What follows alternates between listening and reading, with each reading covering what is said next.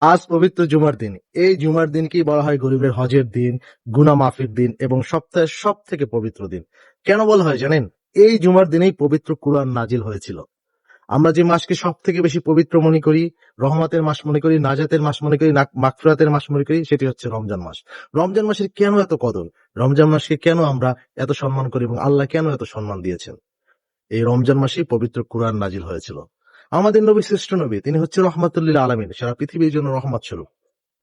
সে হচ্ছেন পৃথিবীর জন্য রহমত স্বরূপ। কেন আমাদের নবীকে সারা পৃথিবীর শ্রেষ্ঠ নবী বলা হয় এবং পৃথিবীর রহমত স্বরূপ বলা হয়? কারণ এই নবীর উপরেই পবিত্র কুরআনুল কারীম নাজিল হয়েছিল।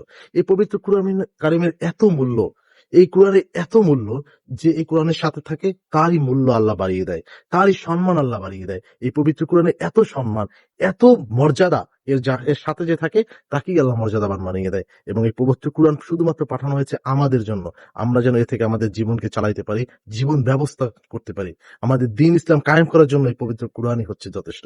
তাই সবাই পবিত্র কোরআনের শিক্ষা অনুযায়ী আমরা চলবো, পবিত্র কোরআন তেলাওয়াত করব এবং কোরআনের আদর্শে নিজেদের জীবন এবং সমাজকে গড়ব।